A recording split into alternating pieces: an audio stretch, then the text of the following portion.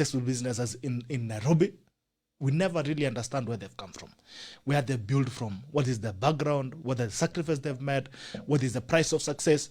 And one of them is here today. He has built a top 100 company in this country. Kenya, si Kenya ingine. Kenya, top 100 company, and I'm sure that he's really a great gentleman, and I'm sure he's gonna go far kwa biashara. Atatuambia kunaendanga aje kwa biashara, atuambie what needs to be done, the things you need to avoid. Let's talk also about the policies in the country. Is it favorable for businesses? Let's talk about his background. Where has it come from? He talks about trusting the process. Hashtag trust the process. How far has he come? What are the sacrifices he has to make? What are the pains in business? He's going to have that conversation with us today. And that is Sir Eric Mwangi from CEO Maridady Motors, na Maridady Motors Sacco, na Maridady Motors Shower, Maridady. Karibu sana boss. Thank you so much. I'm very honored to be here with you, Bitok, and to interact with your viewers. I am flattered to know that I'm using the same microphone that gurus like PLO, but you may choose where to end. So I was born in a village called Gashie. I greet my people from Gashie this morning. I went to a primary school, Bitok, called Gashie Primary School. I think when primary schools were being named, there was no much thought or creativity to it. It was just called after the village. And I later went to Karuri High School, somewhere in Kiambaa. I went to Graffin's College, and I did my undergraduate at USIU. I am a married man to one, Dr. Lois Mwangi. I celebrate her this morning. She's on maternity leave. Umeanza mali mzuri sana. Hapo ndio inaharibikanga. She's on maternity leave taking care of our third born, who is turning 5 months this month. I am a father of 3, so I have a boy, a son, who is my firstborn. He's turning 10 this year. He's been reminding me that his birthday this year is for a double digit. So I have to make the gift bigger. And my daughter is 8. She's called Rain. So that is basically who Eric Mwangi is in a nutshell. So umesema vijana wawili, msichana mmoja. Ama wasichana wawili kijana mmoja. Wasichana wawili, kijana mmoja. As a balance equation. Bibi mmoja. Lazima to balance. Lazima to balance, yes. I need to do something. So how was your journey been? I mean, ulizaliwa Kashie. How was your growing up like? You know, unajua kuna watu wengine wanafikirianga ndio uanze kunyonga hiyo tai lazima ukule kutoka mahali baba yako alikuwa ananyonga. Well, Gashie is a village. I mean, Gashie is 15 kilometers from Nairobi. If you drive there, it will take you about 20-30 minutes. But when you get there, you will appreciate that you're in a village like every other village in Kenya. There are good things happening, very many good things if you decide to focus on them. There are also a few challenges that are happening in every village. And growing up for me, I would say I give a lot of credit to the family that I come from. I come from a family of 10. I happen to be the 10th born. I avoid saying last born. My dad always reminds me when he's annoyed at me that I am the only of his children who was born in a maternity. One maternity. And I would say that I had many parents, therefore, because all my older brothers and sisters were helping my parents to bring us up. I remember it was the resolution of my older brothers and sisters who said that we are going to make sure that every one of our children in this family gets education. So they fought really hard, even though I was growing up when my dad was retired. They paid my school fees. They took me to high school. They took me to college. And that is how growing up was. So I was just a normal village boy. We would go to the coffee plantations around the Gashie village. There were so many of them. Where you see buildings like Roslyn Heights. When I was a boy, those were our hustling grounds. We would go there picking coffee. And you would spend the whole day picking coffee. You do 1 debe, and you paid 7 shillings in the evening. And by the way, in that hustle of picking coffee, I think is one of the places where I picked one of my strongest values. I remember one day when I had spent the whole day. I don't know whether you ever picked coffee, Bitok. Sisi tunapikingi mahindi. Mahindi, na majani chai. Na majani chai. So coffee is a different ball game. It's a job that you must do by working hard. And I remember one day when I had done a very good job, according to me, I had picked almost a whole debe. A whole debe was made of like 7 kasukus. I don't know whether you know the kasuku container. Kasuku ile ni ile 2 kgs. Yes, you would do 7 of them to make 1 debe. For that 1 debe to pay you 7 bob in the evening. Wow. And I remember at around 3 o'clock, unajua ulikuwa unachuna kahawa, unapeleka pale kwa ngunia yako unaweka. Unachuna, ukijaza kasuku, unaenda unaweka pale. Nilienda kuweka kahawa yangu kutoka kwa kasuku nikakuta sipati ngunia yangu. guess what? Someone had stolen my gunia of coffee.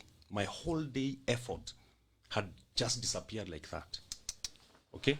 And I think it was a very painful moment. I was a young boy, probably in class 6 or class 7. I remember my sister, my older sister, encouraging me, my brothers encouraging me. I cried a lot.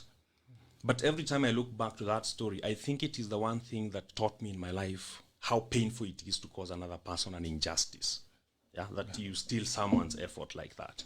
So growing up for me in the village was like that. You know, we would go with my mom to till other people's lands, you know, in the village.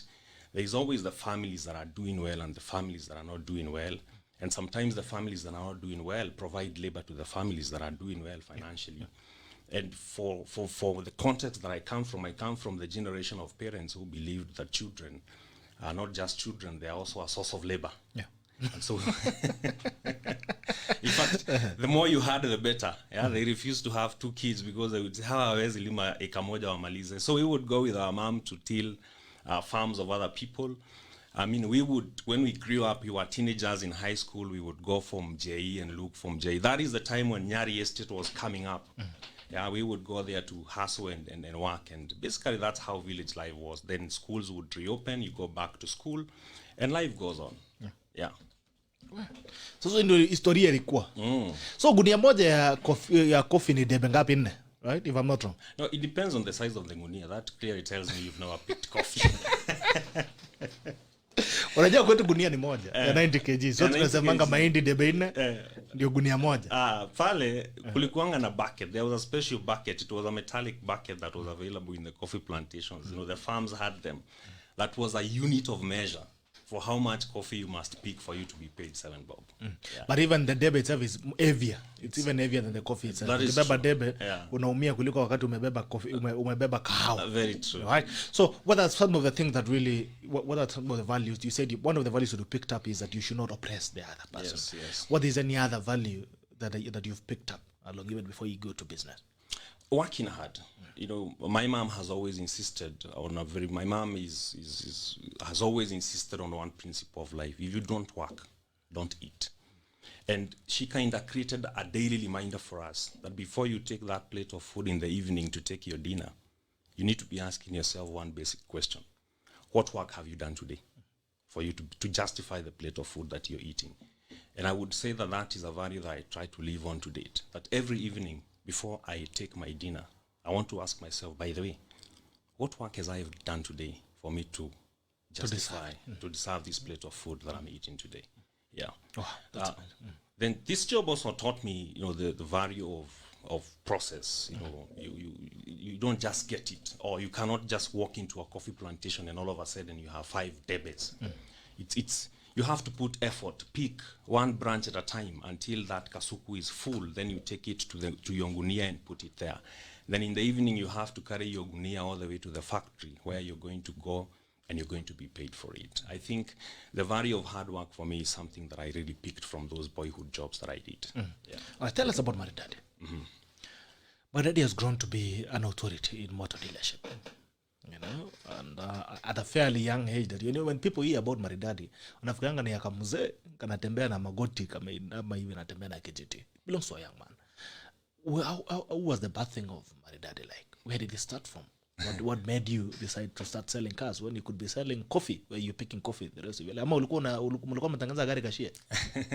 I'll actually, the dream actually came from Gashie, but every time someone tells me Maridady is very big, Maridady is doing very well, I think as the entrepreneur behind it, it humbles me. But it reminds me of the many challenges that I know are there in the industry, the many challenges that I know are there in the company, and it kind of makes me focus more on what needs to be done than what has already been done.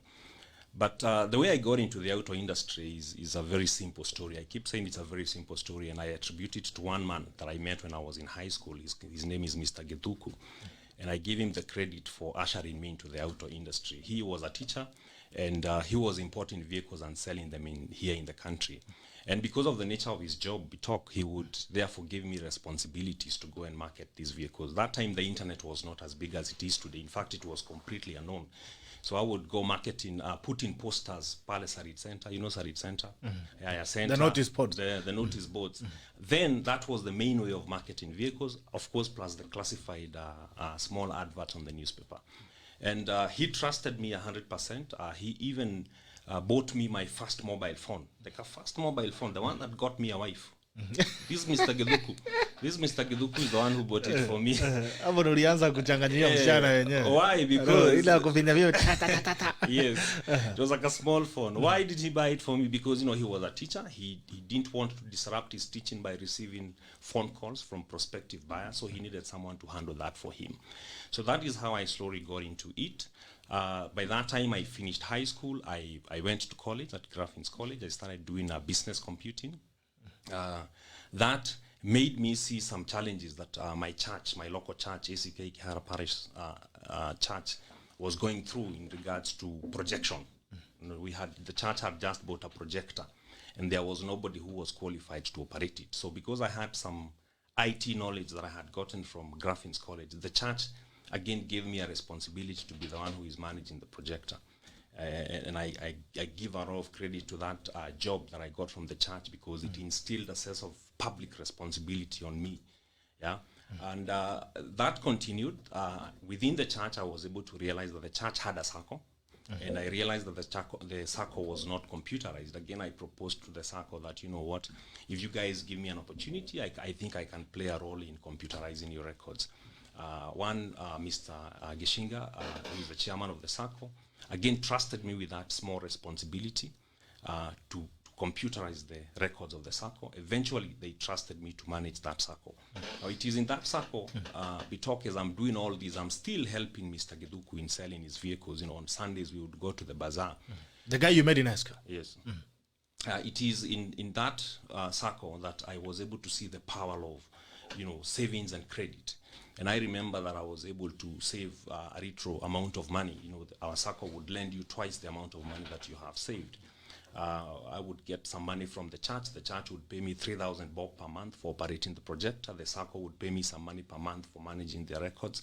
I was able to make some savings into the circle. I was able to get a loan of 200,000. And I had a buddy of mine called Gishura, Joseph Kamau. He's my buddy to date. I salute him wherever he is. He also was working at that particular moment with a bank, so he was also able to access a small loan of 200,000 shillings. We were able to combine that money, the 400K. 200 shillings or 200,000? 200,000. 200,000 each.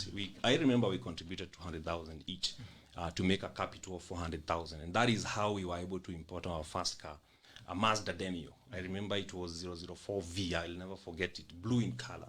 So I normally say that the first vehicle that I ever imported, having a stake of ownership in it, was actually a partnership with a gentleman called Joseph Kamau.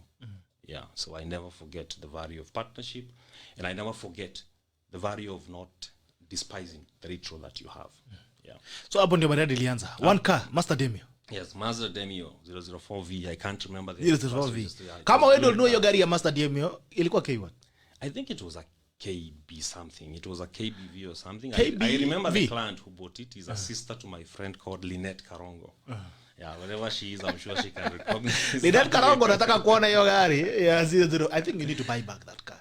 I need to buy it back as a souvenir. Yes, and souvenir, get it a frame, put it in a glass, alafu tuwekee pale Maridady Motors. Tuko tunakuja tunaangalia where it all began. Yeah. Kama uko na hiyo gari 004V, tafadhali uniite, mimi nitakuja. Asiponunua nitanunua, tuweke kama souvenir. So 200,000 a loan that you got, 200 yeah, is what bought that Maridady. Yes. So from that car, one Mazda Demio, how was the journey been like? I mean, how did you even get here, and how the point where you're selling all these vehicles? Look, you see, I was a young man, and to be honest with you, at that particular moment, Maridady had not been born. Okay, the trade had been born, but Maridady had not been born, and the birth of Maridady actually comes from a conversation with my wife. The way as a couple, sometimes you have a word that you continuously use. Yeah. So for us, that word was Maridady. So I would keep on telling my wife, na mama anapenda vitu maridadi sana. Mama anapenda vitu maridadi sana. Mama leo uko maridadi. Mama leo uko maridadi. Mama leo nywele ni maridadi sana. Okay.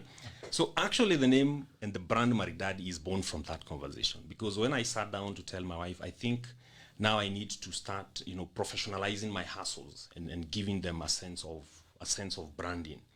I asked her, what name do you think would be ideal for our family business? And she was quick to suggest Maridady. Maridady. And so the first company actually that we ever registered was not Maridady Motors. It was Maridady Enterprises Limited. And that is a story for another day. It's a business that where we learned a lot to do with trade. It's a business where we were very young when we were operating it. I would say that is where I made my greatest entrepreneurial mistakes. It is the field where I would say that I have learned a lot of lessons to be able to continue perfecting the business as I move on. But I would give you a story of one time when we were going to South Sudan. Because when you're a young man, you're doing many things. You don't know exactly what to do. Sometimes you want to do computers. Sometimes you're told, no, money is in real estate. And another time you're told, no, money is in IT. And then you're told, no, money has moved. Now money is in stationery. And at that particular time, around the year 2012, I remember we were told, sasa pesa iko South Sudan. And me and one of my friends, we decided to go and try business in South Sudan, okay? And we were doing very many things. We were trying to do very many things. Shooting lions, shooting antelopes, hyenas, buffaloes. You are a hunter in the jungle, but you don't know exactly which animal. You don't know what you're looking for. And I remember one time I was going to South Sudan to prospect on business based on promotional items. And I had the samples with me. I had hustled that week to make sure those samples were ready so that I can go and present them to the company in South Sudan that needed them. And that time you were flying Jetlink. Nimekaa pale nyuma ile kiti ya pale mwisho. And I was sitting next to a lady, and in my judgment, this lady was in her late 50s. She was a white woman. And, older ladies, I think as women get older, they become more friendly. They want to engage you into a conversation. And this lady engaged me into a conversation as a young man. I was in my early 30s or late 20s. And he asked me, what's your name? I told her, my name is Eric. And what are you going to do in South Sudan? I told her I'm going to South Sudan to do business. And this lady asked me, what business do you do? I told her I do many things, I do fuel, I do computers, I do what. Hapo unafikiria, labda hizi vitu zote utataja huyu mama. Kuna kamari katangukia. Atakwambia kuna kitu mama anasema. Umetaja fuel, niletee tankers 100. But when I finished telling that lady that, she asked me the question again. She asked me, tell me exactly what business do you do? And we talked for the first time. It occurred to me that I didn't know what business I was doing. And because I was going to drop those samples in Juba and fly back in the evening, I promised myself one thing, that by the time I take the flight back and land at JKIA, if ever I meet that lady again in that flight and she asked me the same question, I should be able to answer that question in one sentence. And that is when I did my soul searching, and I asked myself, of all the things I do, of all the many businesses that I do, which is the one business I think I can be passionate to settle in? And in my mind, and when I consulted with my spouse, we agreed that I should try and focus in the auto industry. And I promised myself that for at least 10 years, I am not going to touch anything else. Even if you come up with an idea of silver and gold, I will continue pursuing the auto industry and see what can come out of it. And basically, we talk, that is how Maridady Motors was born. That's how it was born. And this is where it is today. Yeah. How do you feel about where you stand today for the, from where you've come from? Sometimes I have mixed feelings. Sometimes I feel like I have done something, but to be honest with you, business and entrepreneurship is like going into a jungle. Sometimes you think you've covered half the jungle, only for you to find that you haven't even done 10%. And I think it's a path of self-discovery. So sometimes I see the challenge, I see the problems that we have in Kenya's auto industry. The entire motoring space has a lot of work to be done. And so every day I feel that it becomes a bigger responsibility. When I was a younger entrepreneur, my only focus was probably to just make a little money to keep my family going. As you grow older, you become more sensitive to the needs in the society. You realize that you have a whole team looking up to you. You listen to people on social media tell me, by the way, I am looking at your business, I'm trying to model my business like yours. Just yesterday, a young man walked into my office and told me, you know what, I would want you to mentor me in business. And you begin to realize that this is more than just business. This is life. This is a responsibility that you have to serve God by doing what you do. That's amazing. That's really great. All right, you've built a top 100 company. I saw you won an award for top 100. Yeah. What does it take to build a top 100 company? I think it takes focus. I think it takes the realization that it's more than just about the money, that you are in the market to solve a problem, you're in the market to solve a need, that for every transaction that you do, like for us, because we import vehicles for Kenyans, many times you can be oblivious to think that that is just a financial transaction. But to be honest with you, behind these transactions is a lot of emotions. Sometimes you'll be handling a family that is the only saving they have. Sometimes you'll be handling a transaction on behalf of a father who has promised his family that, by the end of this year, we are going to buy a car. And you have his whole family looking up to him. That car is the hope of the children. That car is an icon of inspiration to the children. They are telling people in school, what daddy said he's going to buy as a car. And it gets very emotional if something was to go wrong when you look at it from that perspective. So building a top 100 company, I would say, is not something I sat down to say that I'm going to build a top 100 company. No. I think sometimes the business leads you. Sometimes you just begin to realize that, by the way, you need to take this a bit more seriously because what you're doing is really needed in society. Yeah. All right. So there's the things that I've taken you. What are the core values of your business? What are some, because there's someone here, I'm seeing there's someone who said profound, that is Jane. Jane, by the way, does tours. Anafanya biashara ya tours, anaitwa Jane Mumbi. Jane Mumbi, some profound. Maridady is a big name because the young man has surprised us today. His values and sense of responsibility is great inspiration for us all. May Maridady grow to be great. What are some of the values? What are those basic? There are those things that you say deal breakers. What are the values in your business that you think has helped your business to grow? In only less than 15 years, it has grown to be a top 100 company. What are those deal breakers? What are those values that you've inculcated and set as a foundation for Maridady? I think one of the values that leads me every morning is actually based on the book of Colossians 3:23, where the Bible says that whatever you do, work at it as if you are working for God and not for man. Because we talk every time you hurt a human being, whether you are a dentist who did a bad job, whether you are a doctor who didn't do a good job on the patient, whether you're an accountant who didn't do a good job, that person, as he's suffering because of you, he prays to God. That God help me to solve this problem, right? So it means, therefore, that if you serve that person well, the day he goes to thank God, that, thank you, Lord, for my car. Thank you, Lord, now I'm healed. It actually brings you to that point of realizing that what you're doing for other human beings is actually your service to God. And I would say that one of the values that is driving us forward is that spirit of service. And, one of our themes for this year of 2021 is from selling to serving, whereby we are looking at the customer who walked into our doors, not as somebody who is meandering to our doors to do business with us. No, he came because he has a need that he wants you to help him solve. He came because he has a want or he has an aspiration that he wants fulfilled through you. So that attitude of service, I would say, is the one thing that I want to continue inculcating in the team and in the brand, for people to understand that we are here to serve each other. All right. Yeah. Now, we've talked about all the things. You've built a company, top 100. We are looking at the butterfly. Right? Technically. Yeah. Referring to your logo and your story of trusting the process. Yeah. You look at the butterfly. Yeah.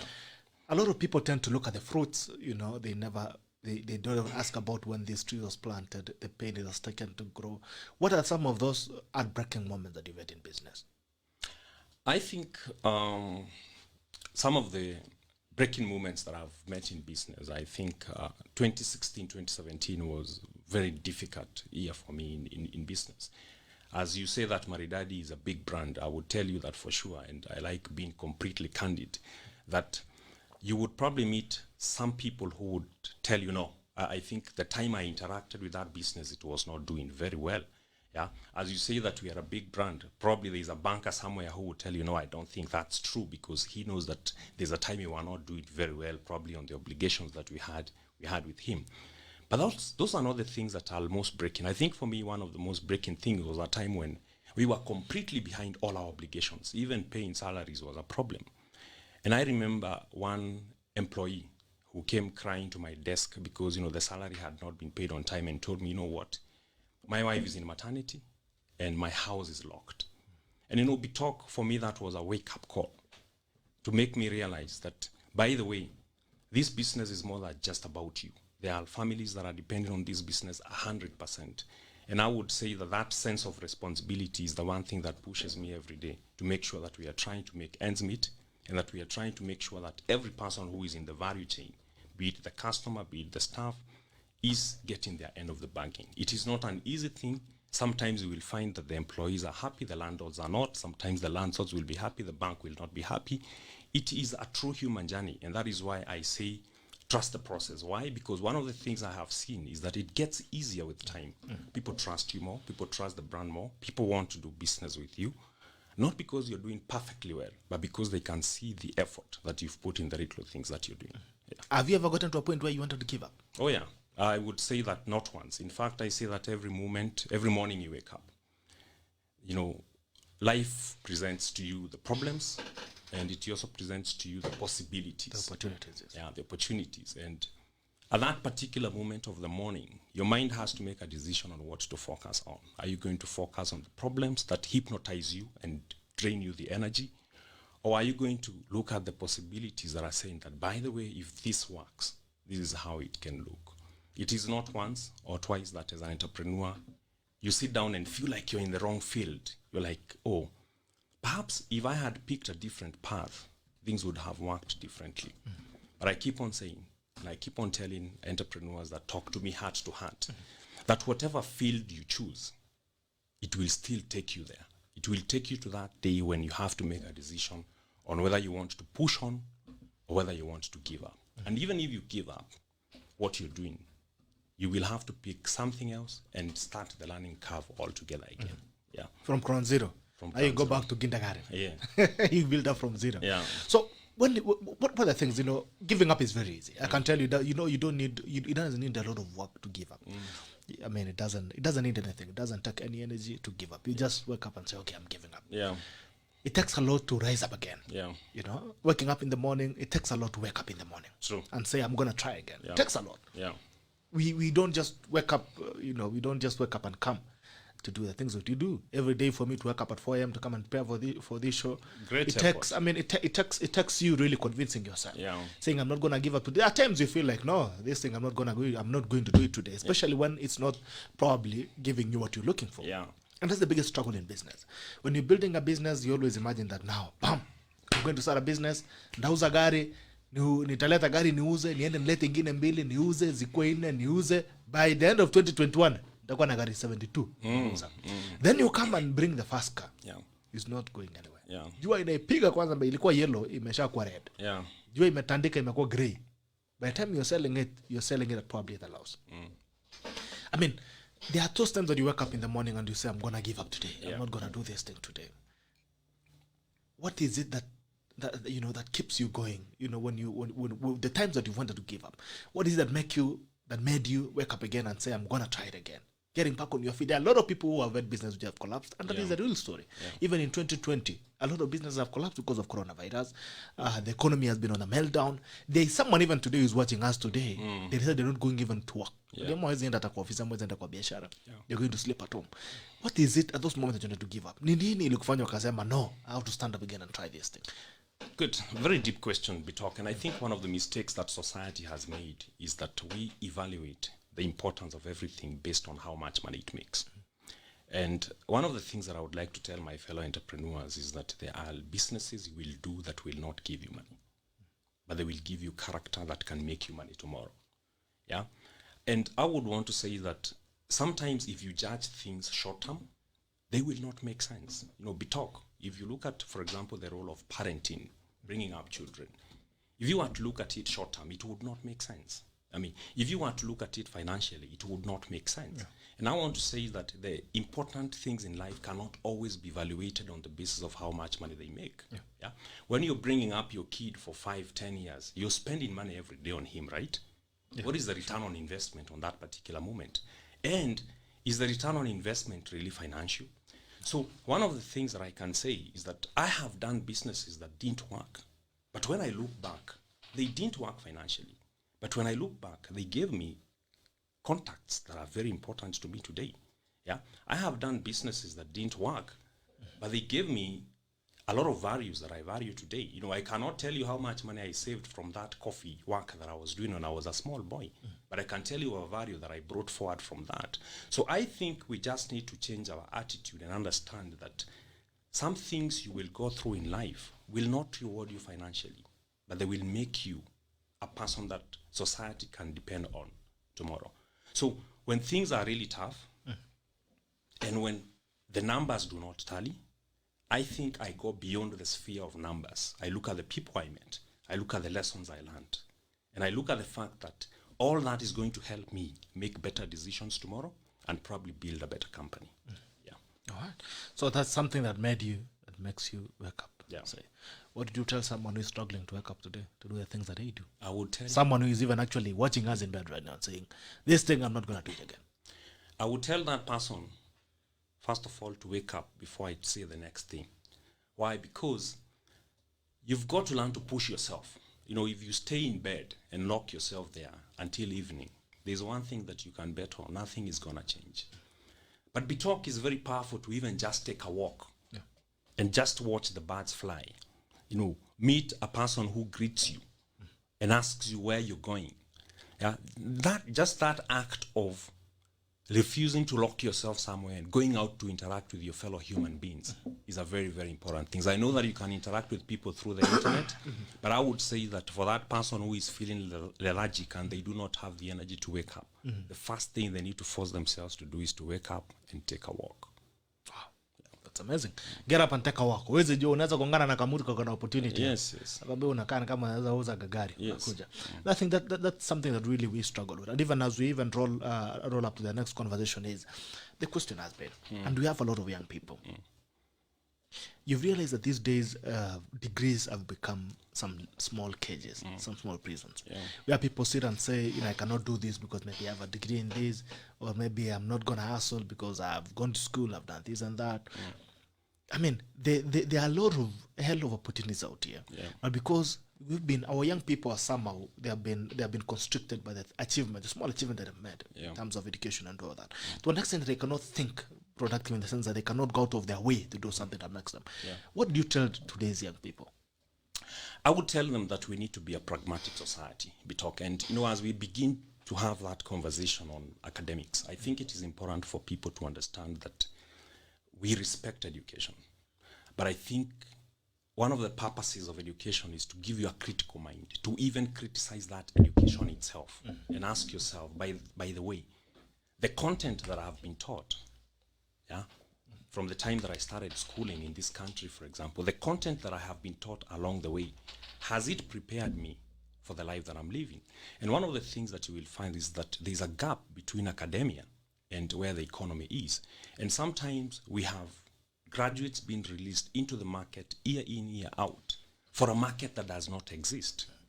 And so I would tell the young mind, the young graduate, that apart from the education that you have acquired, you have to be willing to use your education to interrogate the society that you're in and ask yourself, what are the socio-economic problems that are there in the society that I can be able to solve?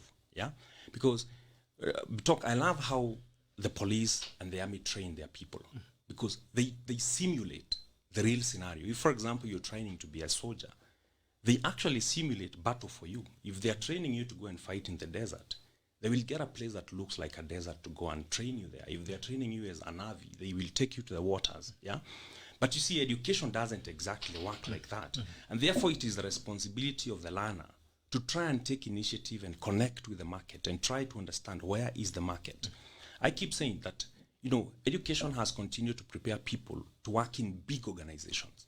And I ask, how many big organizations do we have, for example, in this market? You can count them with less than the 10 fingers of your hands, right?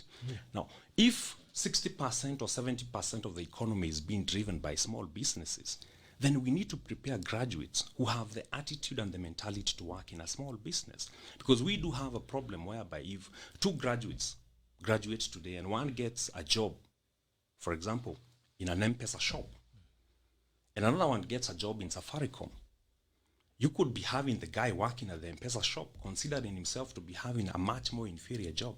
But Bitok, you and I know that the whole strategy of the big company, which is Safaricom, is actually based on the performance of what?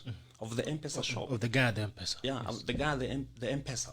But the attitude of the worker is going to matter a lot. So you will find the guy at the M-Pesa shop is sometimes completely lethargic. He feels that he's chilling there as he waits to get a bigger job someday. Yeah. And I think we need to change the attitude of our people to understand that it doesn't matter where you're serving your fellow human being.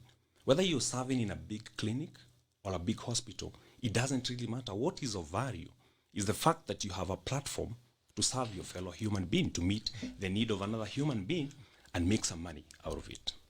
Yeah. Wow. That's very profound. I mean, that's quite something. And you see, there's also there's something we call the destination syndrome, where people feel they have arrived. You get your first job, probably getting a few bucks. You can pay your rent. You can have a Subaru. Maybe umenoka Subaru Kablu, KBL. Umeweka kelele nyuma. Unaanza umefika. Then you find out you get to that destination syndrome where you feel like there's something that exists beyond that. Yeah. There are a lot of young people who have gotten there. Wanafika mahali wanapata kitu kidogo, kiburi inaja. Wanaona kama sasa hapa ndio mwisho yake. How do we have these young people see things beyond where they are? Because the truth is, the world is a big place. It's an auction. I mean, you can never finish it. How do we move our young people from that destination? Where, when someone is fired, for instance, they run into depression, they die. Actually, some are committing suicide.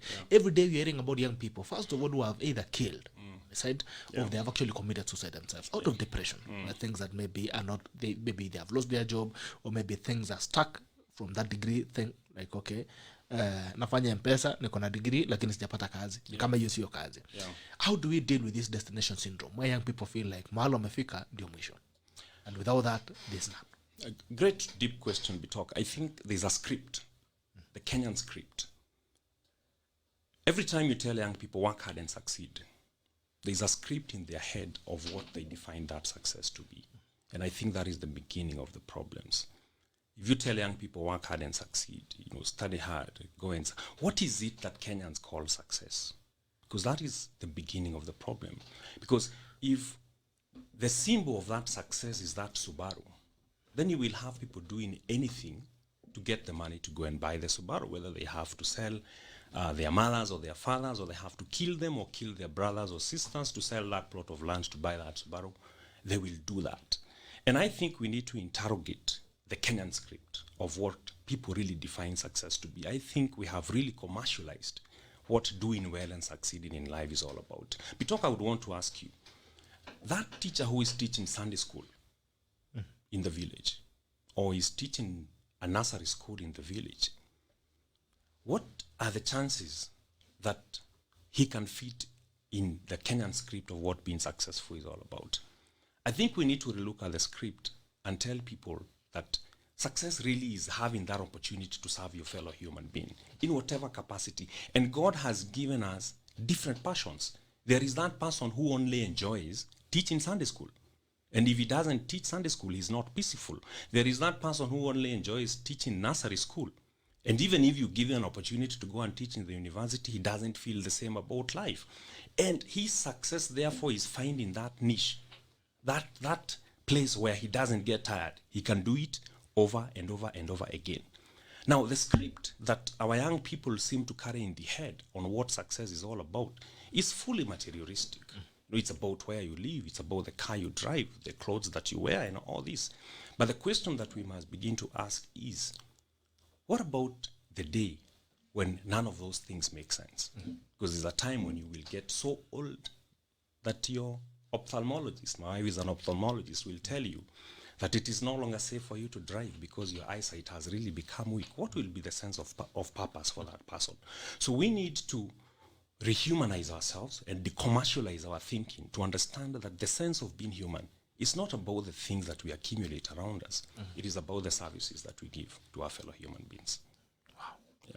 That's very incredible. Now, let's talk about, I've seen you've been doing series on COVID-19 on Fix on Business and maybe even post-COVID strategy. Let's start with the COVID-19 period. What do you think as a businessman, what has been the feeling? You know, you've survived somehow. Yeah. How was your experience been during the COVID period? The COVID period was, a blanket of darkness. It was like being put in a pipe and told to walk forward, and you don't know how long that pipe is. And it brought very pertinent issues on businesses, and it raised very serious questions on businesses, questions of hope and all that. And one of the things that I learned is that nobody benefits from a hopeless situation. Yeah? Nobody benefits when the market is hopeless. When the market is seeing darkness, everything actually goes down. The planes land and they cannot take off because there are no passengers. The banking halls are empty. The schools are empty. The taxis are empty. The showrooms that are selling vehicles are empty. It was just the perfect demonstration of how interdependent life is.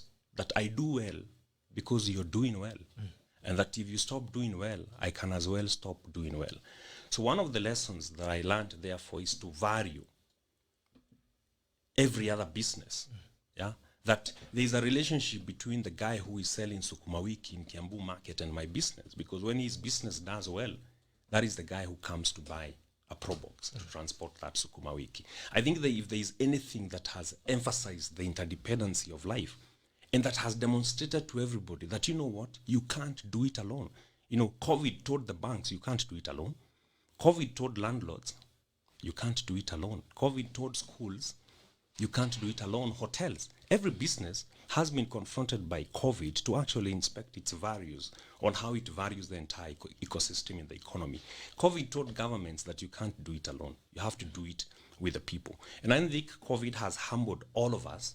It brought our numbers down. And I keep on saying that if there is anything that COVID has done, it has not impacted our quantitative KPIs positively. The numbers went down.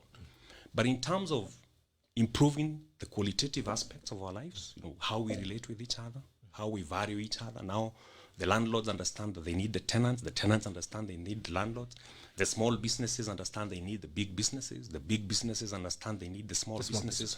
In terms of improving the qualitative KPIs of our thinking and how we relate with each other in society, I think COVID has done a good job. Wow. COVID, I met one friend of mine from me. COVID brought our husbands home, for example. Because they were so busy running businesses out there, and all of a sudden. Na kuna zingine zilivunjika pia. Also during COVID realized that kumbe watu wajua na kumbe hii kandoa za zingine hii kazi inatusaidianga sana kuidumisha. Because people started staying together and realized, kumbe hata tukoanga compatible nini tulijipata hapa. So it has been either way, depending on how you look at it. If you took it positively, it healed you. Kama ulichukulia vibaya ikakumaliza pia. It has been, I think, a double-edged story. True. Now, let's talk about the recovery. Even you as a business, and I'm sure you also interact with other businesses, business people have also struggled during the COVID period. As we talk about moving now from the COVID period to a point of recovery, what do you think is some of the recovery strategies that businesses should or would adopt? Two things. Number one is that businesses must participate in building a hopeful society to reignite the market. And that's why we were driving the campaign on Trust the Process. If you look at the billboards that we had done on Trust the Process as Maridady Motors, we were saying that life can get slow and ugly. Yeah. But these two, that was referring to the caterpillar becomes a what? A butterfly. And what we were trying to tell the market is that this is part of the process of making us better, all of us. Yeah. So I think right now, businesses should make communications to the market that inspire hope. Because if all of us keep on saying how bad things are, how difficult things are, how the future is dark and all that, it actually becomes that. I have a background in psychology, and one of the things we say in psychology is that people will never do better than their minds are. You cannot build a house that you have not envisioned. You cannot buy a car that you have not envisioned. You cannot have a marriage that you have not envisioned. For you to achieve something in real life, you need to somehow first achieve it virtually and theoretically in your own mind. mind. So if your mind is showing you death and darkness, that is what actually gets translated into your life. You will never build something that you have not built in your own mind. You will never win a war that you have never won in your mind. Even a musician, for a musician to sing a song, where does he first sing it? He first sings it in the mind. So one of the things that we must do is that we must speak hope. We must re-inspire society, and we must say, yes, there is a challenge. We are not saying we cover a wound and assume that that wound is not there. But we are saying that we have to acknowledge the problem, then ask ourselves, how do we move forward? Where is the turnaround? Yes, where is the turnaround? Yeah. So what are some of the strategies that you'd actually advise businesses to take up, especially SMEs? SMEs are very fragile. Yeah. If you can, I mean, you've seen how big businesses have suffered. You can only imagine how much more the SMEs are suffering. Yeah. And the question would be, what are some of the strategies? Because most of the guys who are watching here today are doing businesses in their own small way. Most of them are SMEs, small enterprises. What are some of the strategies and shots that they would adopt post-COVID? Good. Be able to stay afloat and be able to do business. You see, business is driven by two parameters. Of course, the number one parameter is revenue, the sales. The number two parameter is the costs. Because, of course, profitability is the difference between those two. So the number one thing that you have to do in a scenario where sales are not growing or going up is to cut costs. And I know the conversation of cutting costs is difficult, talk. Why? Because what are costs in a business? You will be talking about rents, right? You will be talking about salaries. You'll be talking about marketing budgets and all this. And so it means that you will have to have difficult and candid conversations with people. But I have seen value in being authentic and candid with people, that sometimes you have to tell that person that, look, this is how the market is at this particular moment. This is what we think we can be able to deliver at this particular moment for us to remain afloat. But we think that after some time, if we continue like this, things are going to look better. So I would encourage the entrepreneurs to be candid wherever they are, to be truthful wherever they are. You know, talk candidly to your partners, talk candidly to the people that you're working with. Be able to shape their expectations so that they are not expecting heaven from you when you yourself, you are actually in hell. So that is a strategy that they can use to move forward during this time of COVID. But most importantly, sometimes when you're going through challenges as an entrepreneur, and I like to say this a lot, there are new opportunities around you. And sometimes the challenge that you're going through is going to press you so hard. It's going to press you so hard that you cannot see the new opportunities.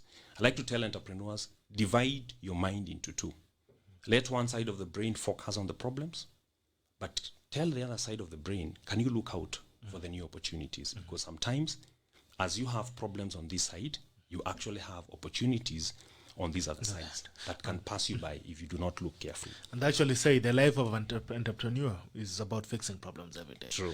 When you're talking, when we're all crying about COVID-19 is finishing us, there's someone somewhere who was sitting and discovering a vaccine. Yes. I mean, in every problem, there's always an opportunity. And maybe that's what we really need to look at as well as we move forward, to realize that in every trouble, every problem that we go through, every challenge that humanity goes through, lies an opportunity for someone who is ready to provide a solution. True. You know? Yeah. Even probably there's been the issues of conspiracy theories on where actually corona came from. Someone sat and said, okay, we need a business opportunity. How do we do it?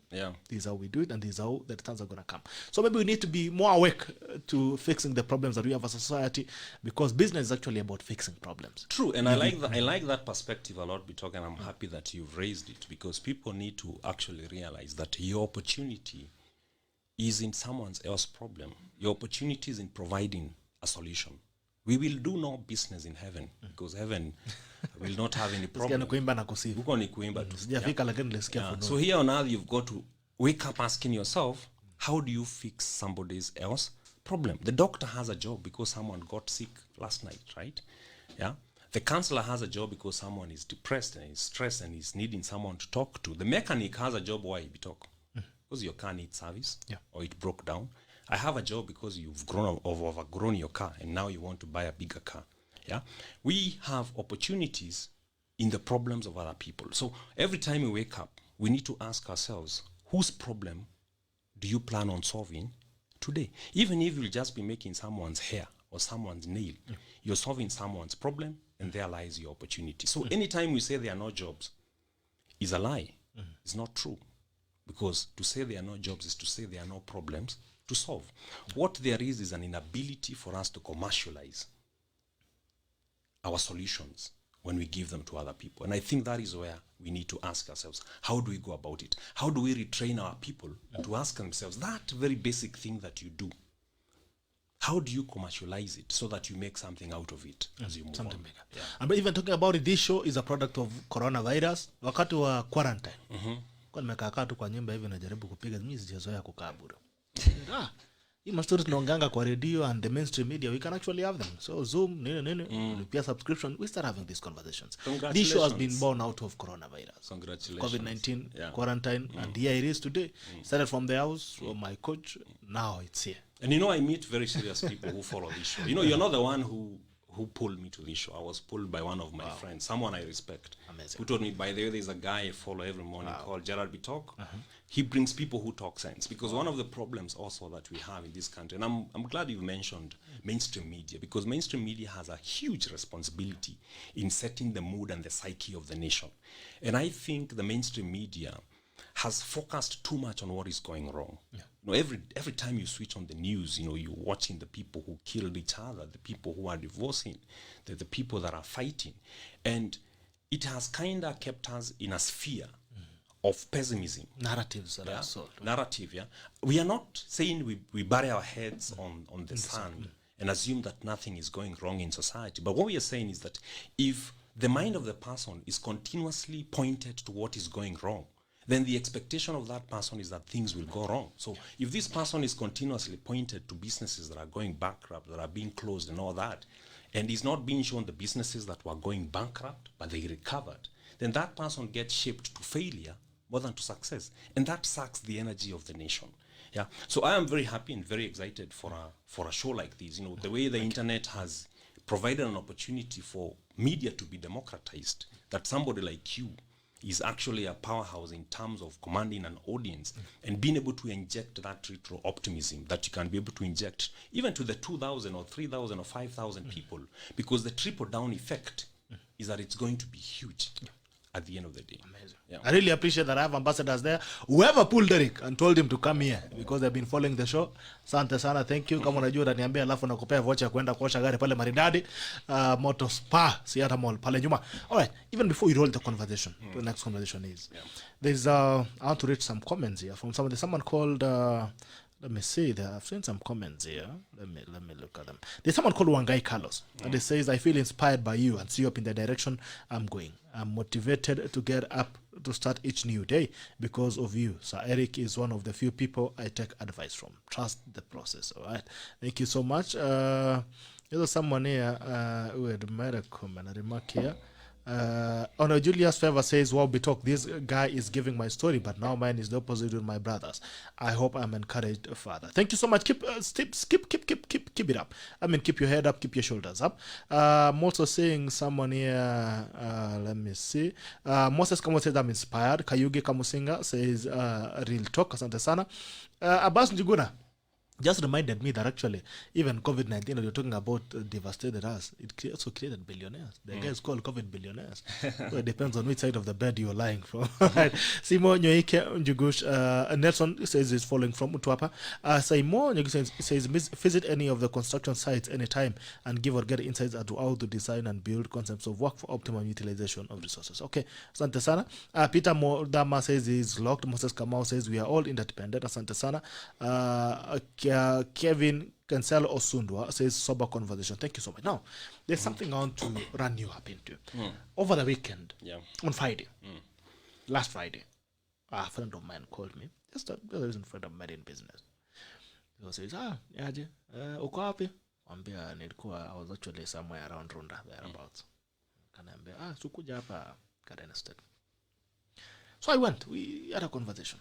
So he's telling me about, he was a bit stressed. And he was telling me about a friend. Right? He's telling me about a friend. Here's what happened to a friend. A friend is a supplier.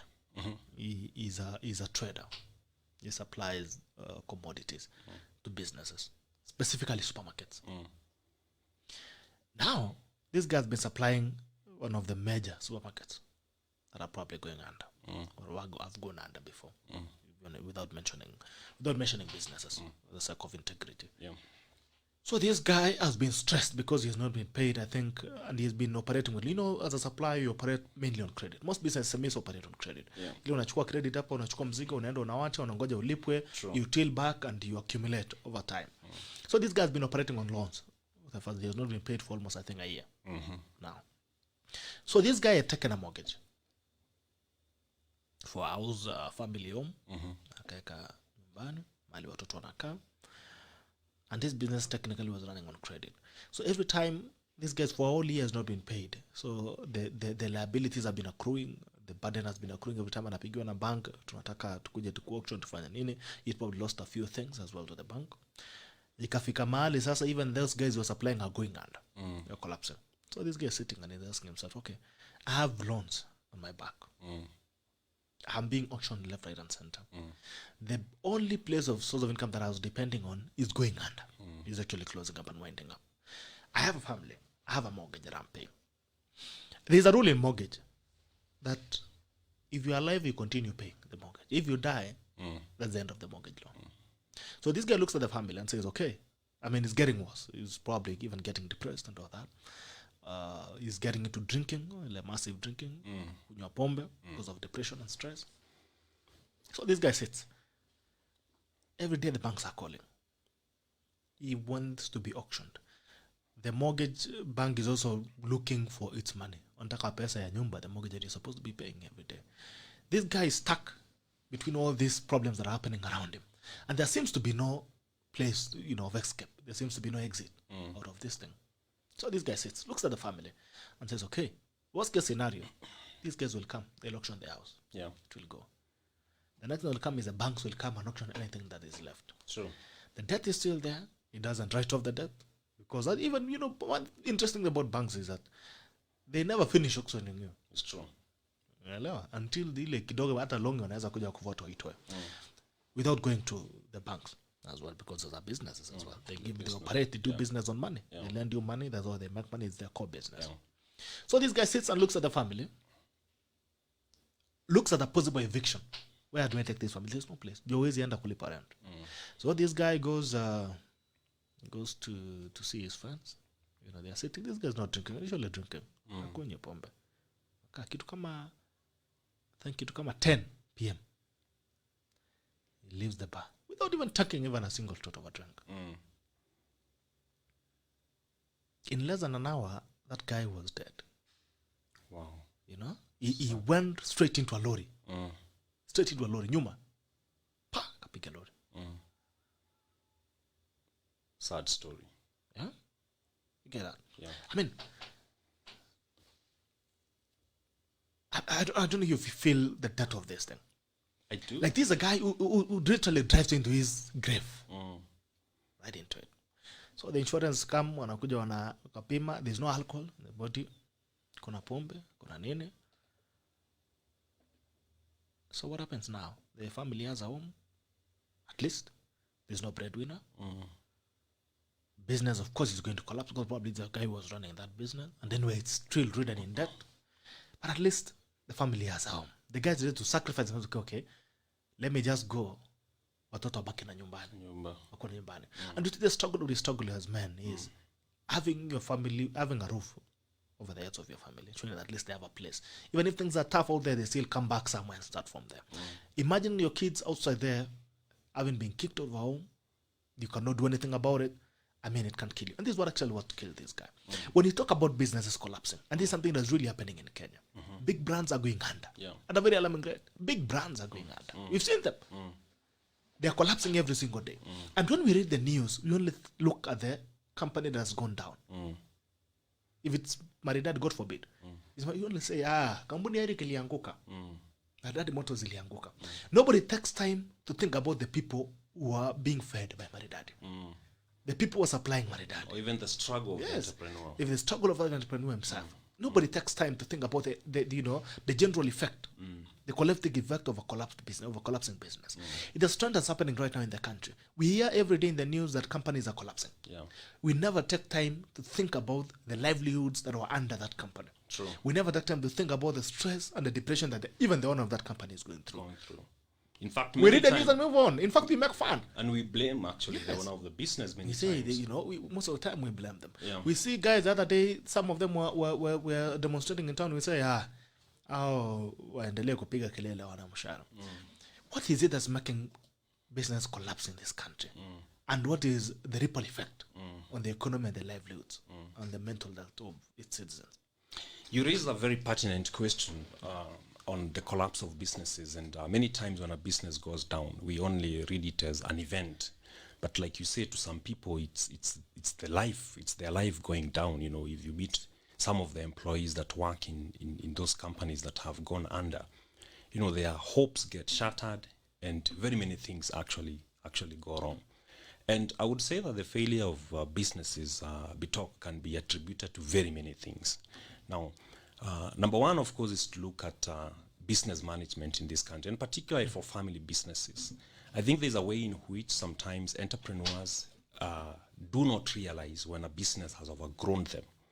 You know, sometimes these family businesses start as small enterprises that you can be able to manage with your own skills and with your own small team, you know, people that you can be able to supervise with your eyesight by looking around.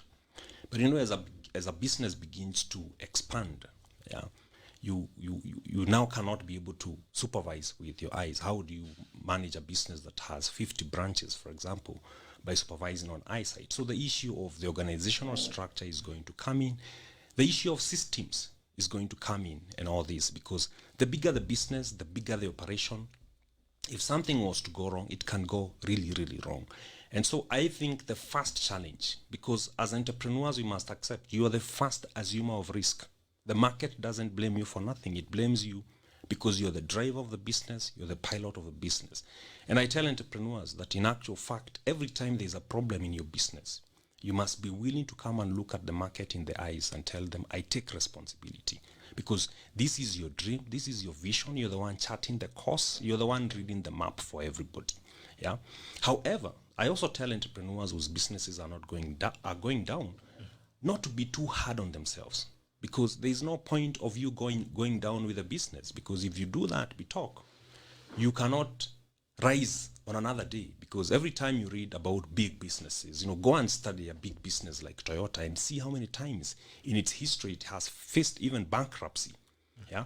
But why did the business keep on going? Because somebody was willing to say, fine, we've lost that season, but we are going to redream and redefine ourselves. Yeah. So the point that I'm trying to make is that the entrepreneur sometimes also has to be willing to separate himself from the failure of the business, so that he can keep himself sober and sane enough to redream.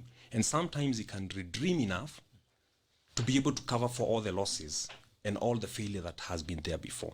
So the number one biggest risk that Kenyan businesses face is actually what they call the key man's risk.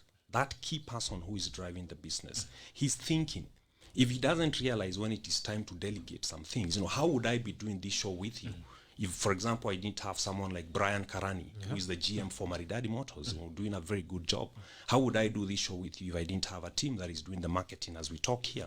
So entrepreneurs must be willing to let go and have their businesses and trust other people to be able to do things for them. But the other thing that makes businesses fail in this country, and people don't want to hear, and they don't want to hear it particularly from their bosses, are the employees themselves. Yeah. Now, if you were to study some of these businesses, big businesses that have gone down, you know, the entrepreneurs may never come out to say how sometimes they get hurt by employees. But we talk. The stories are out there. For example, if you talk about the supermarkets, you will be able to hear of stories of how some people, some employees had opportunities to steal from those businesses and they stole. Yeah. You will not hear people talk about something like the culture of shoplifting. You know, the culture of theft in this country is something that is completely detrimental to the business. Every person that has a job somewhere, many people do not believe that you can do a clean job. This starts with the house help at home. You know, when you listen to ladies talk about house help, many times you will hear of complaints. This got stolen, that got stolen. That brings businesses down. But the other elephant in the country, not in the room, is the policies. You know, businesses can go down because of bad policies. You know, one bad law can bring an entire business down, you know. And this is why we need to have conversations and engagements between the people in the political arena and the people who are running actual businesses. But the other thing, Bitok, that is a big contributor of failure of business in this country is what you can call the issue of capital. Because when you're talking about capitalizing business, you have very few options. You can use the owner's capital. You can be able to go into the financial markets and borrow from there. The conversation that you're talking about banks, you will find that we have banks that are completely reasonable and completely understanding, that they can be able to stand, they can be able to say, this business, we've been with this business for the last 10 years. We've been with this business for the last 5 years. Now that COVID has come, how are we going to treat them? How are we going to treat their overdrafts? How are we going to treat their loans and all that? All these things, all these compounded things are going to have an effect on how a business performs during the times of turbulence or how it navigates from one point to the other. You will find that a business may have started with the owner's capital, but it cannot grow on the owner's capital unless the owner is able to pull capital from somewhere else. So you will find that all these things are going to affect how a business behaves and can determine the success or the failure of the business. So it is upon the entrepreneurs to continue reinventing themselves and engaging every stakeholder of the business so that we can be able to keep the businesses going. There's something you mentioned that's very fundamental. I think there's a struggle that Kenyans have, and especially Africans. It's not a struggle that, Asians have much, and the white people, they don't have it much. But black people, have this, it's mine. Even our parents, they don't allow their children to participate in their trade. Like, enda utaenda uanzishe yako. When you look at the Asians, you can have a business that's been running for 100 years. Running all through generation, because it's an involving business, an involving enterprise. And we have this feeling most of the time in Africa, when the bearer of a dream dies, the business dies as well. The enterprise dies. Sometimes even the family name dies. It dies because there's no chain of inheritance. Like, this is a skill that you'll be doing, this is what you'll be doing as a family and involved. And there's sustenance and there's transition. All right. It's a struggle that we have in Africa. People personalize things. Personalized business, like this is mine, and I'm going to make all the decisions. I know everything. I'm the alpha and omega in this business. It's a struggle that we struggle with even at that level, or family level, and even that level of a race level. Like, Africans really struggle with it. You feel like, because I build this, it's in my own interest to ensure that it runs. And you find that at times business outgrows that. At the point the business collapse, they collapse when they are at the optimum. You find a business that has been actively expanding, making profits and growing, collapses overnight. Sure. Why do you think that we all so much? Why do Africans all so much into their things? Like, kama mkono ya chuma, this is mine, and this is it.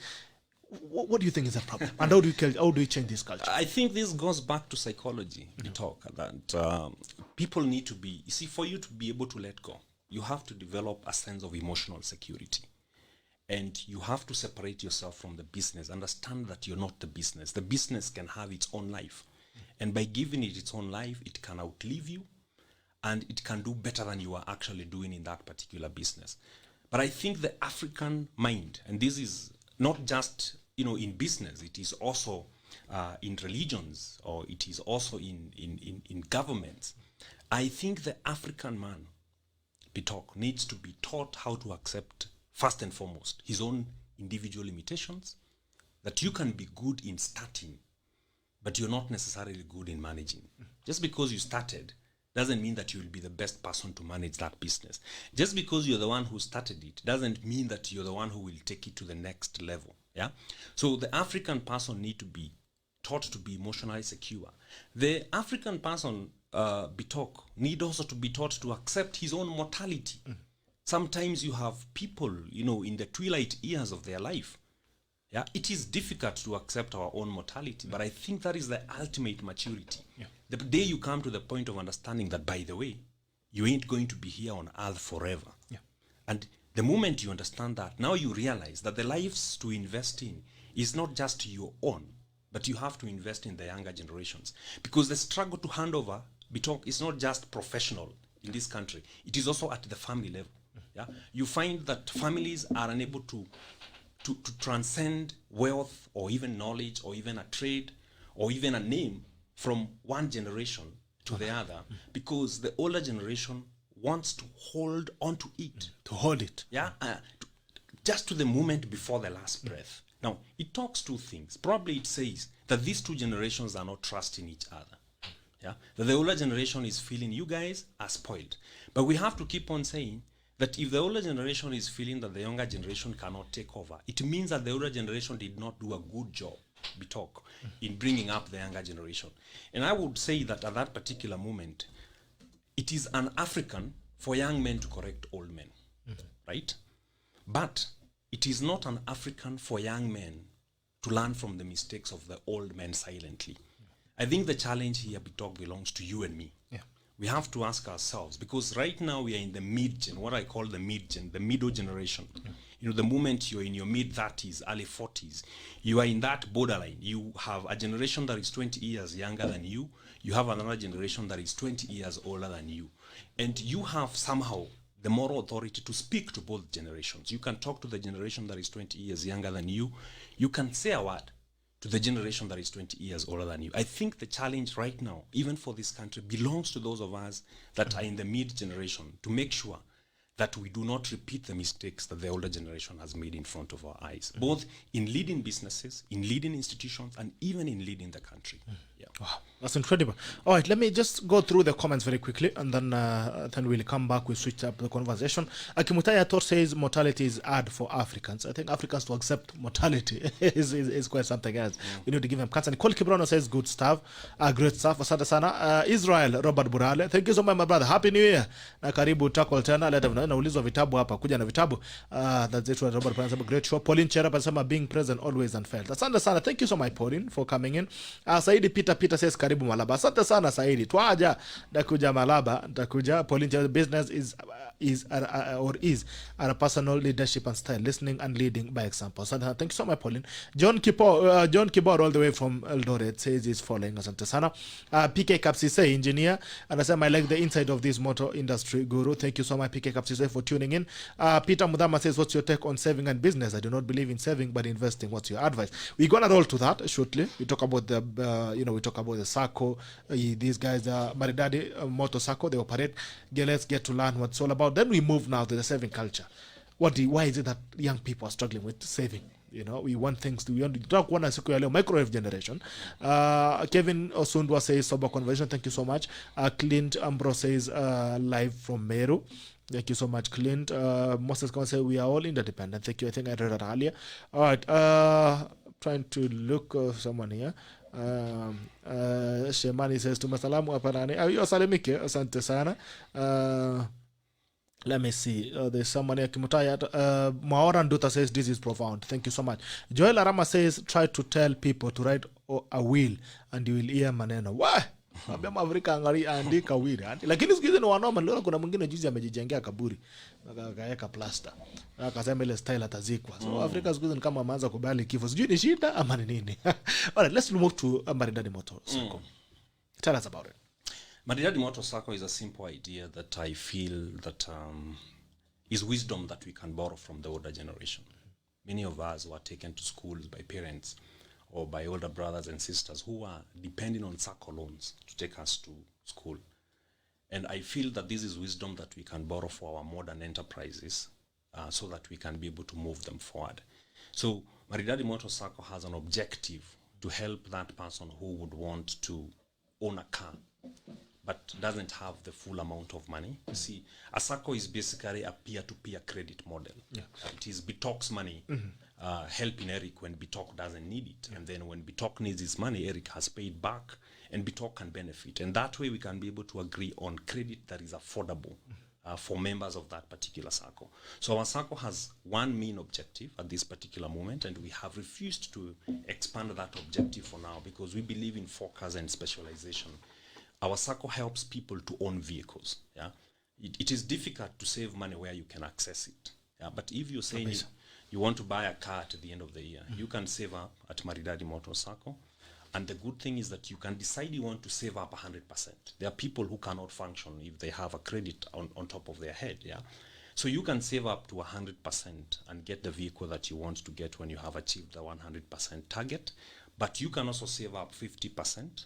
And we are going to give you the car and you continue paying the balance in 24 months. The beauty is that even the interest that you pay to that particular kind of credit comes back to you in terms of dividends. So that is the objectives through which we set up Maridady Motor Sacco, because when we interacted with the market for many years, we were able to see the need. There are very many people who cannot qualify for the bank And loan. unbankable. Yeah. Unbankable. Yeah, they can't qualify for a bank loan. So for that person, the only option they have is to first use a softer financial institution like a SACCO that is regulated, that is audited and subjected to the government regulations every year. We do that every year so that they can be able to achieve that. Because for me, talk the issue of vehicles is not a prestigious issue.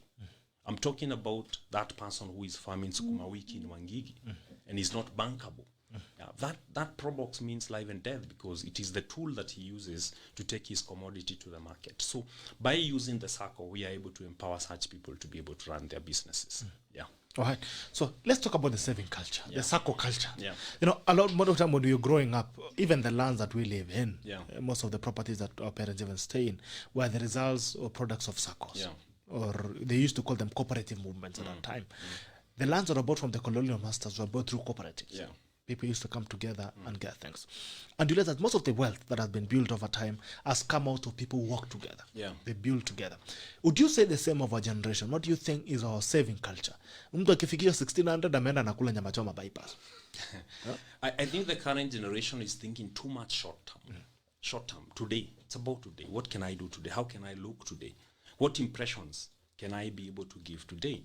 And I think we talk this points to the attitude of, hope and lack of it thereof. Because for you to save up, for you to achieve a project in 2 years, you have to have the hope that you're going to be there in the first place in 2 years. So the saving culture is bad, is poor, but it is all based on the fact that sometimes we do not have a very hopeful generation.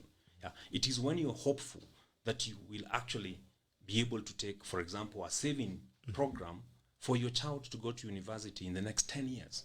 But if in your mind you do not visualize the coming of the 10 years, then you cannot plan for those 10 years. So I think we need to re-educate ourselves on the need for us to plan in life, the need for us to be hopeful, and the things for us to know that if we are going to go somewhere, we have to begin going there today. You have to take the first step. I love to say that, Rome was not built in a day, but one day somebody started building Rome. For Rome to exist today, there's someone who woke up one morning and said, let me start building this thing. And we are saying that through Maridady Motor Sacco, the 5,000 bob that you have, instead of wasting it over the weekend, you can save it in the Sacco. You will accumulate it to 300,000 or 400,000, and that will be able to give you a car of double that amount in the next 6 months, 1 year, or even 2 years, however long you take. Kwanza nafaambia vijana wangu wanapiganga sherehe hao. 500 naweza kwa sako dagi. Steve, tafadhali muingie Maridady Motor Sacco mwekange ka kitu. Aje kupiga sherehe pale. But I think I also understand the market in that people have lost faith in institutions. There have been a lot of problems to do with the trust of institutions, and so sometimes you find that people feel that I can save and the money gets lost. Yeah, I can try this and it fails. But one of the things also that I like to say is that sometimes you don't know what will work until you try. Like yesterday we released 4 vehicles to 4 of our SACCO members, and when I listened to their stories, they were moving stories. It was amazing. Yeah, people, you were there, you witnessed. Some people started saving when they were in Qatar. Thank God for M-Pesa. Someone is able to send a saving.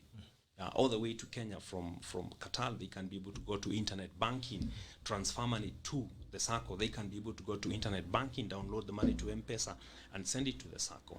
Somebody started doing that when they were in Qatar, and now they can come back to the country, apply for a loan, take a car on credit, and use that car as a taxi, and they're able to provide for their family. I think that. And they have even to spend time with their family. Yes. Not from Qatar anymore. Yes, the separation is no longer there. It's no longer there. Yeah. So I think it's quite something.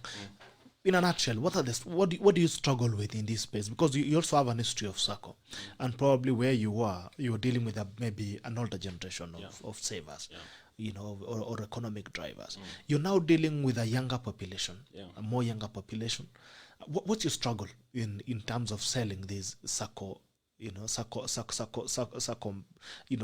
mindset? Like, guys, come, we save all of us, then I use your money to go and get a car, then tomorrow you use mine. What has been the struggle?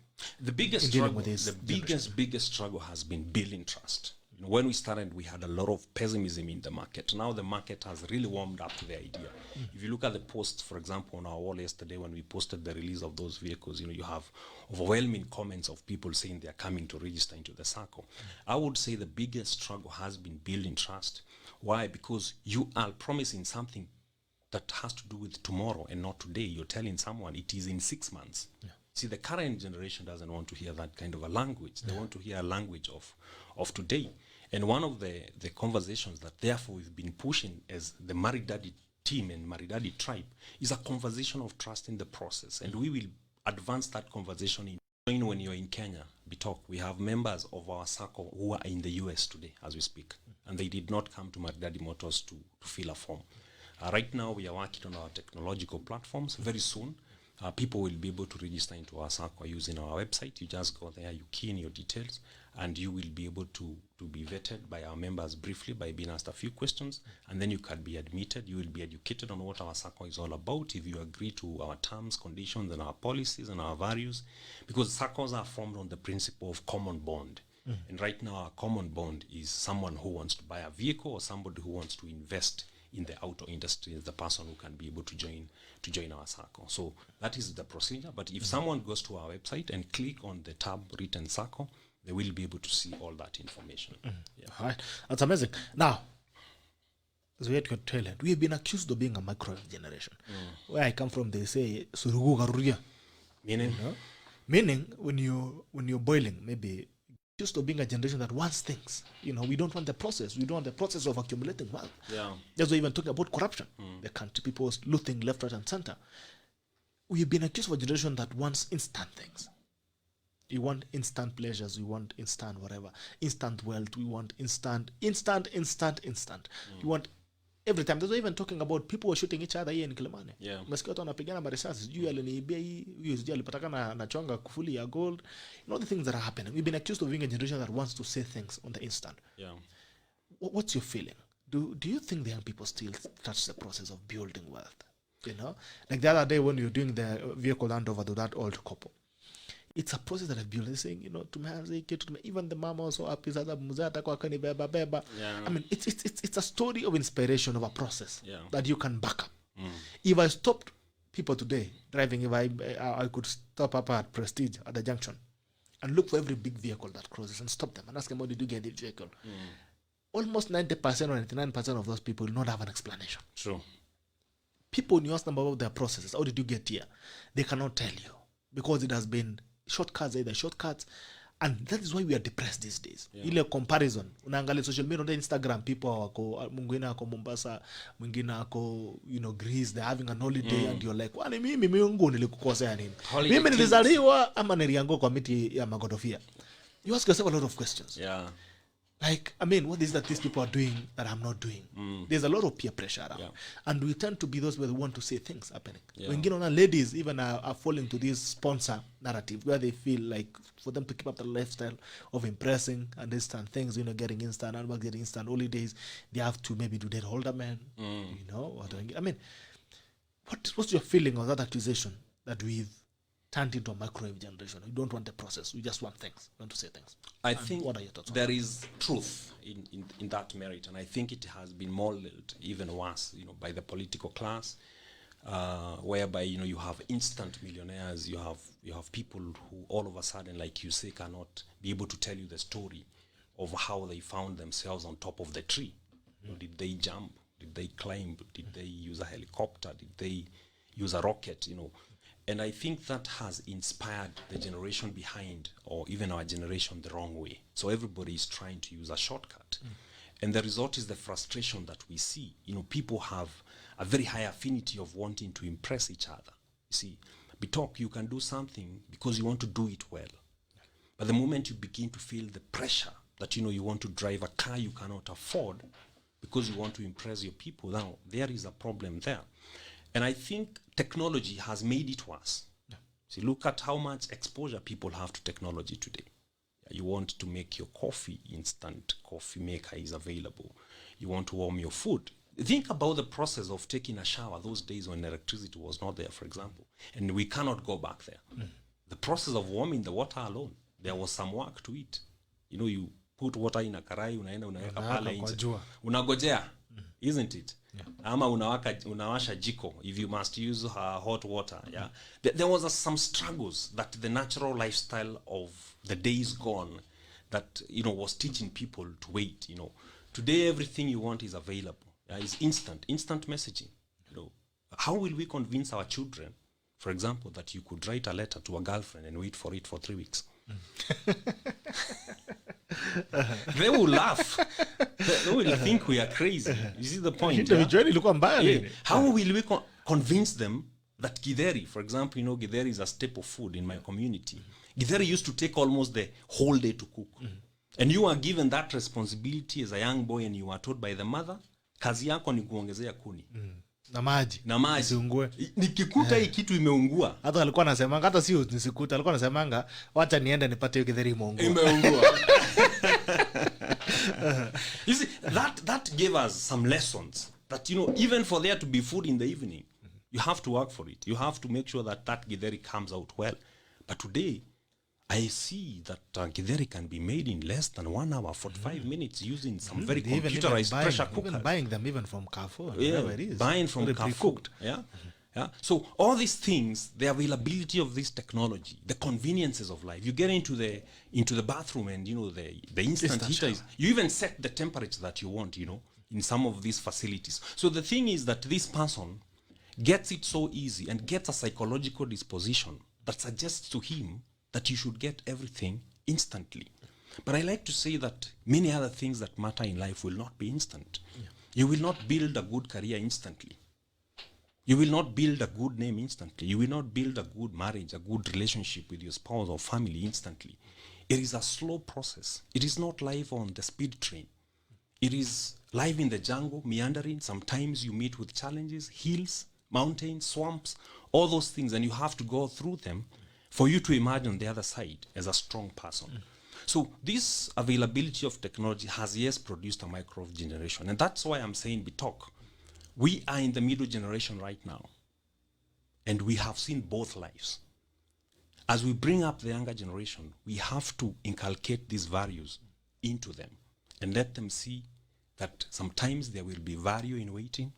Sometimes there will be value in putting more effort. Sometimes there will be value in giving yourself time to learn. Yeah. Because if you look at the things that people are struggling with today and that are giving people depression, they are very easy things if someone is willing to follow a process. Yeah. Things like, being obese, weight, and all these things. The solution is simple. You have to change how you're eating daily, and you have to change how you are making yourself active daily. That is going to take a process. But the person you will be communicating to does not understand process, understands instant. So he's asking, isn't there a tablet I can swallow and I lose all this weight? And that tablet becomes the tablet of death. So reteaching ourselves that trusting the process, driving the process is very, very important in life. It's a conversation that you and I we have to continue having. You must have it. We must continue. Where's the turnaround for a generation? Because it looks like already we're in a crisis. Where's the turnaround? How do we fix this? Not even for our children, even us ourselves. We struggle with all of these things. Where's the turnaround for us? Where do we start the process of reversing this? This conversation is the beginning of that turnaround. We have to imagine, we have to keep having this conversation, and we have to model it. Nobody is perfect. We are not perfect. I believe you and I are not this show because we are the smartest people. No, definitely. Or because we are perfect. We both have our struggles, right? But we have to keep on having these conversations and encouraging each other and saying, you know what? If we continue on this path, we are not going anywhere. Because Trio Media, today you can run it because you have the energy, you have the agility, you can wake up early. Maridady Motors, today I can run it. I have the agility to wake up early. You will find me in the office at 6. But 40 years down the line, you and I, tutakuwa tuna doze saa 4. Unajua hivyo? Kuamka kwanza hata kuinua kichwa peke yake. Hata kufungua macho. So we have to motivation. Chocha. So we have to prepare the people that we are going to hand over the batons to for them to continue from where we live. Yeah. This is a conversation you definitely need to still have it. I'm also seeing some comments. Non-Thrift Mira says amazing conversation, clever minds. Thank you. Sairaj says good morning. Good morning to you. Ila says hi Gerald, a great financial advice. Thank you so much, Ila. Good morning. Bernard Kathaka says great stuff, profound advice. We Africans need to understand succession planning. Clinton Ambrose says great show. Asante sana. Joel Rama anasema watu waambiwe waandike will. Ndio utajua kweli wa Afrika wapende. As we wind up, what are some of the things that really worry you about the destiny and the future of this country. We are doing business, right? We are a place where we are in a cycle of negative politics every day. Yeah. The politicking around, all the crazy things that just when you think we're gonna sit down as a country and stabilize the economy so that we can all thrive, we still find other things that keep coming up. I mean, I'm sure that you're worried, not only as a businessman, but as a parent who has children who need to go to school, who have children who have to, fees has to be paid. You're also worried as a patriot of a nation, or as a citizen, that you'd want to see a better country. Probably you've been out there, you've seen that, a nation can be better. We can have a better country if we choose to. There are things that keep us awake at night. A lot of things keep me awake at night, personally. You wake up every day, and when you think now you have an opportunity to start again and build something, it gets worse because of the environment around you. The policies are crazy. The environment, the way government runs and everything else is crazy. Just when you look at everything, even as we speak at this point, is that everything is messed up. We're having conversations that doesn't really matter. The conversations that we're having as a country are conversations that are not constructive. What is it that keeps you awake at night about this country?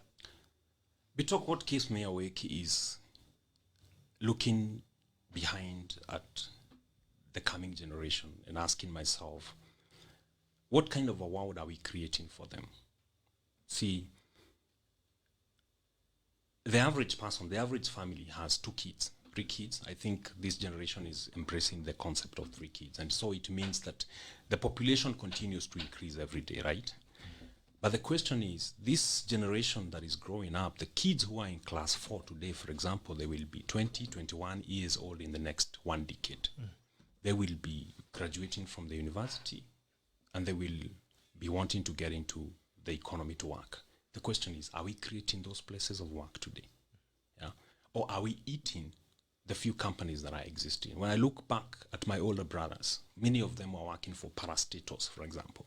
My eldest brother was working for Kenya National Assurance. No longer is no longer there. My second older brother was working for Kenya Railways. They were working for parastatals. Where are these parastatals today? The sugar companies. Are we expanding the job opportunities, the economic opportunities in this country to absorb all the coming generations? Every year we graduate over 900,000 Form 4 leavers. They all somehow need to be somewhere in the economy working in the next 4 or 5 years. I think that keeps me awake, to see to it that as a country, and this is not to put blame on anybody, because the building on the nation of the nation is going to be led by the government, but everybody has to play a part to it. I think the disappointment is to see us eating what is already existing. You're already talking of the businesses that are collapsing. Do we have an equal number of businesses that are coming up? Because if you already have the people that are there losing jobs, what are we going to do about the fresh generation that is getting into the economy to look for the same jobs? And I think the challenge for the leadership of this nation at all levels is for us to embrace the building of a country that works for everybody. Because I like to say, we talk, that you can bring up your kids to the best of your ability, and you can do things for them that you can do as their father. You can be the best daddy. But do you know one thing, we talk, that when your daughter wants to get married and your son wants to get married, you can't help them. They have to go out there and help themselves. Now, if every other boy and every other girl out there is going to be hopeless, it will not matter how well you did as a father.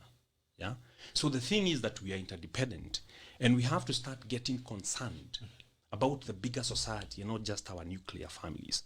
And I think the challenge to give to the leadership of this country is that we need to reduce our selfishness and think nationally. You want to go to the kitchen, not so that you can cook for everybody, but so that you can go and get a bigger share from the food that is cooking. I think we need to encourage that spirit of service, that spirit of servant leadership, and that concern that the actions that you're taking as a leader, whether you are a religious leader, a political leader, a business leader, you have to take decisions that are making the society better for everybody. A better place. All right, what are your final remarks as a class? My final remarks is that all of us, every single day, have an opportunity to make something better. Even though that thing you can make better is not the biggest thing, and even though it may not appear on the news, do not refuse to do it.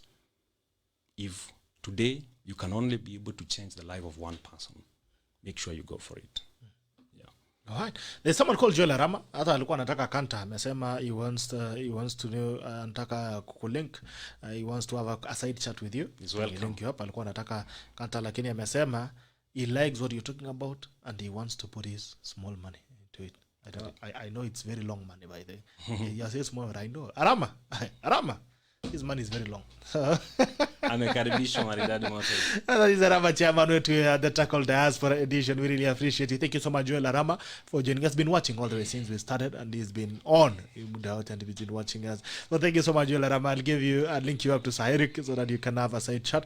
I really want to appreciate you guys. Thank you so much for joining us for this conversation. I hope you've gotten value from this, and I hope you're gonna think differently as we move forward, so that we can make this place a better place. Joel Arama says Gerald Bitok need to have a side conversation with a gentleman. I'm always encouraged and inspired by such minds. I can put my little money into it. Thank you so much, Kiragu. KJ says he is tuned in. I really appreciate it. Asante sana. The Tacklers, I love you guys. I really do. The fact that we've started, we just did our second show today, and you guys have shown us a really amazing love on the timeline. We really appreciate, and hope you're gonna build this thing to become a story, a bigger story, and a better story, a bigger version of us. And I hope this year as well, you've made plans to be bigger. If you've been running a business, please try and make it bigger this time. If it has been going back to school, please go back to school. If it has been looking for a job, please try and keep looking for a job. I mean, whatever you've been planning to do this year, please go big. They say, go big or go home. It's either you go big or you go home. There's no other option. So I want to encourage you guys, just keep going. If you're struggling in business today, you have the story from Maridady, Maridady Motor CEO Eric Mwangi. Amekuambia Maria amepitia zile mashida, amepitia pia, ameweza kuzi overcome. So you can still overcome. The story, the fact, the best thing about story, and I love stories, is it tells you that what the other person can do, you can also do. That's the best thing about success stories. So I hope you guys we're gonna tell more success stories from these conversations we've had today. You're gonna think better and you're going to work better. I want to remind you again that Maridady Motors is on Kiambu Road, directly opposite Total. That is Total Ridgeways. Na pia kuna Maridady Motor Spa iko pale Siata Mall, pale nyuma. Ukifika Siata Mall, ukivuka kwa parking unapatana na Maridady Motor Spa. Unaenda pale gari yako inaoshwa. Umwaje kupeleka magari car wash, bali nasuguliwa na gunia. Pelekeni Motorspa iende kufanyiwa kitu inaitwa taking care of your car. If you love your car, you gotta take care of it. Kuna mambo pia ya Maridady Motorcycle ambapo unaweza kuweka pesa 50%. Once you say 50%, you can get a car of your choice, alafu ile nyingine unalipia pole pole. Let's learn back the culture of saving, the culture of trusting the process. That you can start from somewhere, save ka shilingi 2, shilingi 3 until it becomes a car. Let's start that. Uko kwetu wanasemanga ukikutanisha lizards mingi na kwa nyoka. So we need to start from that. We love you guys and I hope you guys are going to have a great day. I want to wish you a very blessed Wednesday. See you again tomorrow. Kazi inaanza kesho. Bye bye and take care. The Tackle loves you. These are Tackle and the Tackle ends now. See you.